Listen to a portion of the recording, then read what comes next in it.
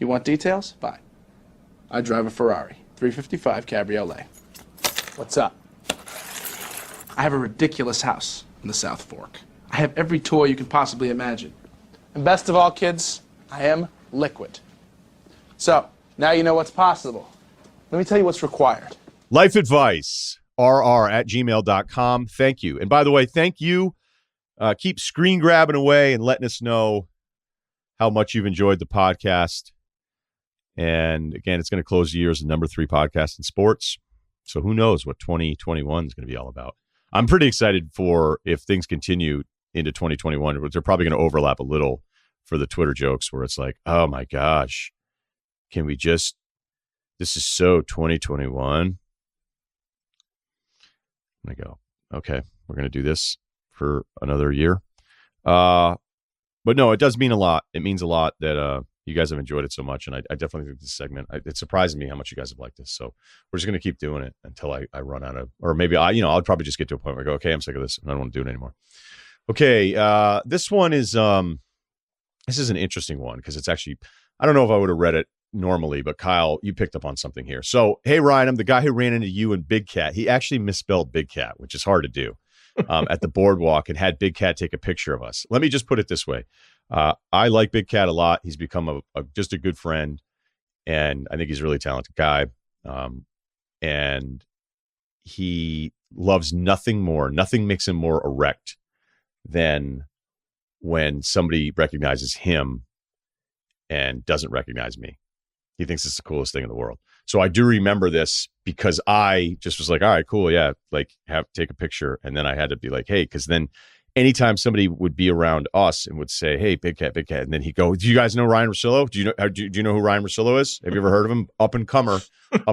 And he gets a little excited about it because I think it's like kind of a guy who listened to another guy for 10 years. And now he's thinking like, all right, I'm beating this guy. So now I get to kind of make fun of him. But you know, he's a little young for me to be made fun of by. But I'll just put it this. I loved when this happened because it was like, am I supposed to be super annoying about this right now? So I think I remember this. It happens so often, it's hard for me to really remember. Okay, all right, here we go. Our guy, the stats, 30 years old, bench over 400 pounds, deep 6-figure salary.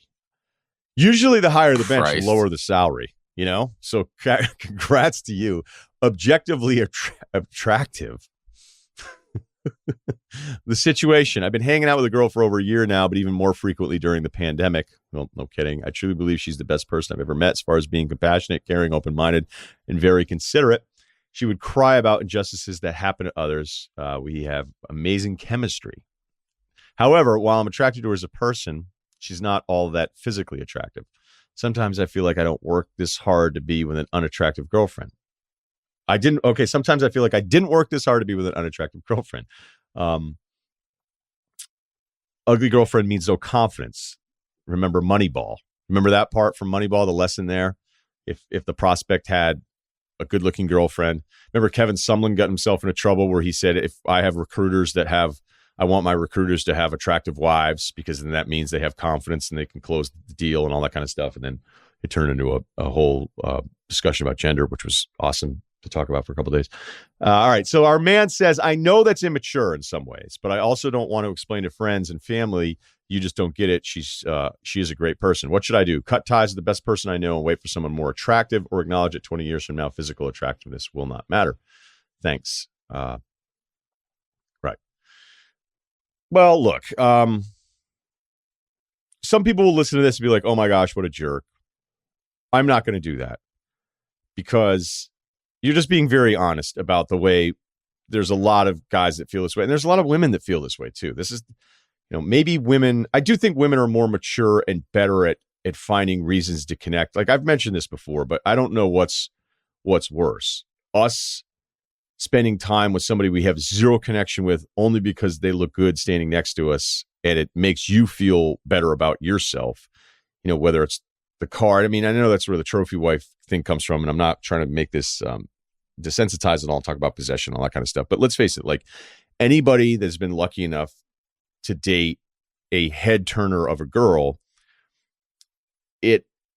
you can be obsessed with it, validating your self-worth, or you could just acknowledge like, yeah, man, like I'm with the girl that everybody in this place is looking at right now. And I have some weird sense of pride for that. I don't think that that's a horrible thing at the extremes, where I think the other extreme is that, yeah, like if that's all that you're basing your self-worth on, is that hopefully you have a girl that other guys are checking out, like you probably would want to have a little bit more depth of this person than just that. So I get that. But then, as I've said before, like, is that worse than a woman who is gorgeous, who is young, who dates like an old gross dude, a guy you take like a couple sinks and stand away from at the gym, and just because he's loaded, she's hanging out with him, you know? So I don't know. It's not even judgment. It's just, I'll never come up with an answer like what's actually worse than that, because men would probably say, oh, that's way worse what women do. And women are going to say, oh, it's way worse what you guys do, because there's zero connection there. And be like, okay, cool. What are you guys talking about? He's 78. The chances are you probably are going to, if this is how you feel already, and you've mentioned that the pandemic has ramped up the amount of time that you spent with this person, you're probably going to just move on. It's really up to you. It's up to you. Now, you're probably also going to regret it later on. If you have all of these amazing connections with her, that's great. And maybe the most mature of us can sit there and say, hey, I'm really going to focus on the things that are going to matter. And this connection is the most important thing. And it is a great feeling to have like a connection where it's like, I can't wait to hang out with this person, and not just because I'm so physically attracted to them. Like, I can't wait. I wonder what they think about this. Hey, I'm going to shoot it. Like that moment where you're sitting there and there's nothing going on, and the dumbest thing happens on a TV screen, or something dumb happens across your phone, and you're like, I can't wait to text this person about this. It's an awesome feeling. And if that's what you have right now, that's not the easiest thing to replace. But I'm just going to guess that at 30 years old, I already know what you're going to do here. You're going to break up with her, I'd imagine. And, just be prepared for having those moments with the people that you are pursuing that are to you more attractive, and the physical part of it that's, important to younger guys. It just is. I'm not going to sit here and pretend it isn't. I'm not going to deny it. We always try to be honest here on this part of it. But I don't think you're evil. I don't think you're evil for feeling these things. I think it's actually cool that you're admitting it. And because you're admitting it, and because you're aware of it, you're probably going to move on at some point. But just be ready when there'll be a moment where it doesn't work out with some of these other girls, and you're going to go, damn it, I missed that connection. Because anybody that is in a relationship that I'm friends with or something, or, most of them are married by now, but when they would start to say like, hey, this is somebody who I think could be a great mother to my children, or this is somebody who could be a great father, all these different things, you're like, whoa, who brought my dad? But that's the real sign of maturity, when you can start looking at your life and what kind of life you want to have. Kyle, did that blow your mind there a little bit? How did you feel? I think that was good. I think like 95% of people that you would try to spend a ton of time with would drive you crazy somehow. So if she really doesn't drive you crazy in any ways, then I think it might be worth sticking around. I don't know. I know what you're saying. It's that's a tough one. It is. It's not that rare. And I don't know. It's just if you're like, yeah, this girl definitely is awesome and is a good person, and I trust her, and she doesn't drive me crazy, that's fucking tough. It's not really cool to the girl either, because I can already tell, like, all right, so you work out a lot, and so that means you're like looking at girls back when the gym was open, but you're looking at girls at the gym all the time. You're wondering, hey, would she go out with me? And so like this person that's in love with you and cares about you, all you're doing is walking around thinking about upgrading. Like, do her a favor and end it. How would you feel if the girl that you were with was like, hey, he's friendly and we laugh all the time, but he's getting a little soft around the midsection and he's losing his hair. And every time I go to the gym, I fantasize about all these other trainers. And if one of them pays any attention to me whatsoever, I'm going to dump this guy. Like, you wouldn't like that, would you? Ouch. So, I mean, that's what you're doing to her. Okay, this email, Kyle, good pick. This is going to bum some people out. This one's almost borderline serious. And I don't like this guy, so I'm sorry you listen to the podcast, but I'm just telling you right now, I don't like you. Okay, I've been thinking about writing this email for quite some time, but it's a complex situation, hard to explain. I'm 26, always been quite difficult for me to stay consistent with my life, college, work, commitment to getting in shape, friends, romantic partners, can't complain too much. Truth is, despite terrible mistakes that I regret profoundly, I somehow always find my way back and get my life together. Part of the problem is that I'm intelligent, smart, and not afraid of taking risks, so a lot of the time I just go for things without giving them too much thought. But I am now at a time in my life in which I need consistency. The lifestyle of ups and downs, constantly worrying about things and fixing up my mistakes has reached a point where I'm starting to feel the mental toll of it with huge amounts of anxiety. Okay, well, that part is good because none of the change happens until you finally get to that point where you're like, you know what, whatever I'm doing now, like I think it's very common for all of us to go, I don't like this. I need to be in better shape. And then there's an entire stretch of building up to mentally going, okay, I've had it. Like I'm going to do something about this. And I think a lot of times people go, all right, I'm sick of this, but now I've just sort of accepted it. It can happen professionally. It can happen your partners. I mean, all of these things you could say, okay, I've absolutely had it. Now I actually need that change. And so that part of it, I completely understand. Nothing unique about that. All right. Also want to mention I'm quite introverted. I have a group of friends. I don't see them very often, mostly interact in group chats. I never really craved a strong social life. Always been more of a stay-at-home guy. But recently, maybe because of the pandemic, I've been having cravings for more social interaction. So you weren't super social to begin with, sort of a homebody. But now that you have none of it, you kind of want more. All right. Welcome. Join the club.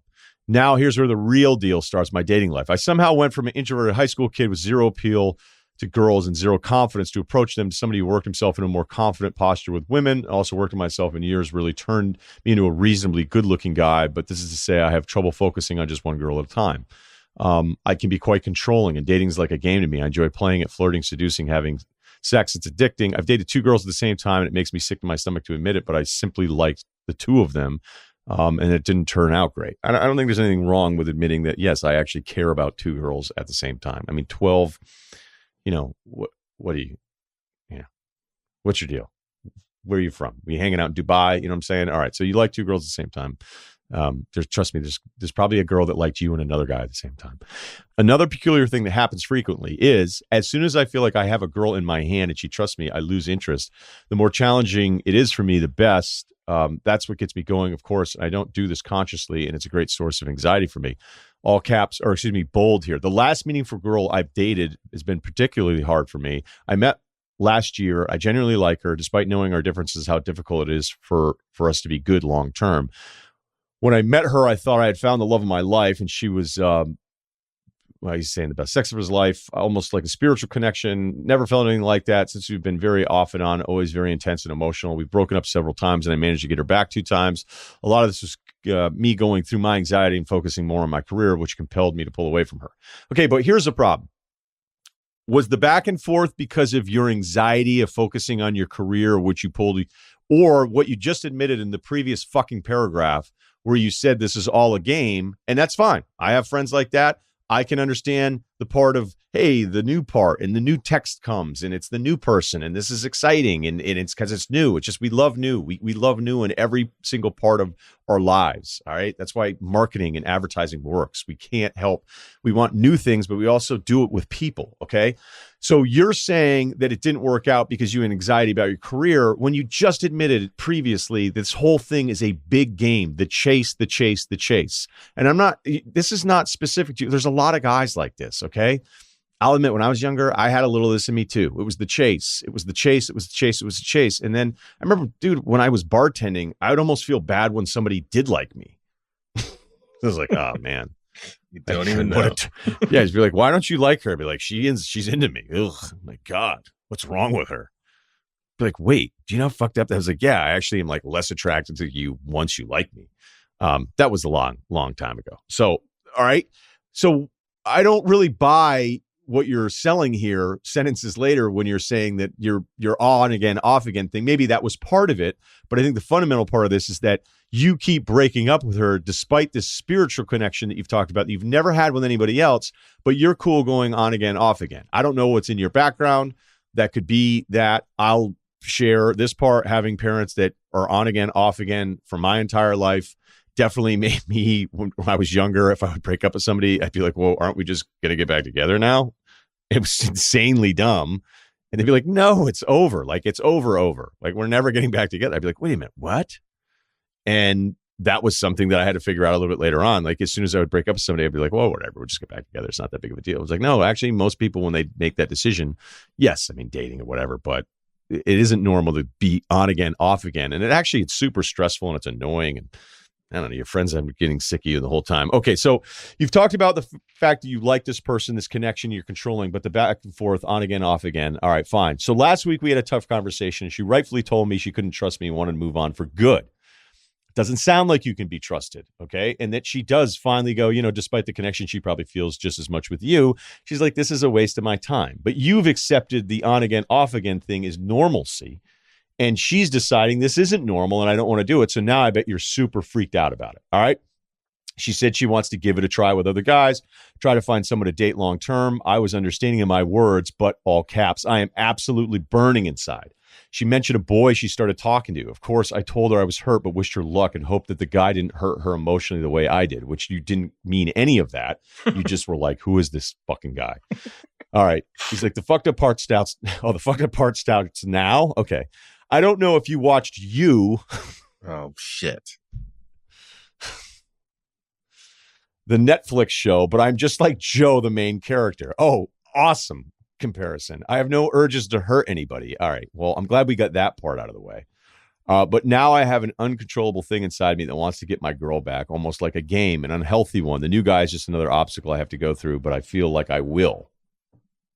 Last week, I bought a GPS tracker and plan to install it on her vehicle. I want to make sure I know who the guy is and cross paths with her while she's on dates and stuff like that. I've also adjusted my social media behavior so she thinks I'm seeing other girls, which I am, but I'm typically discreet. So you're being less discreet on purpose, hoping that she sees it, which is the oldest game in the book, immediately getting tagged and stuff so that people can see that the new girl is tagging a guy so that the old guy sees that there's a tag and you're just like, all right, whatever, cool, got it. I wish I didn't have these urges. Hey, none of us wish you had these urges.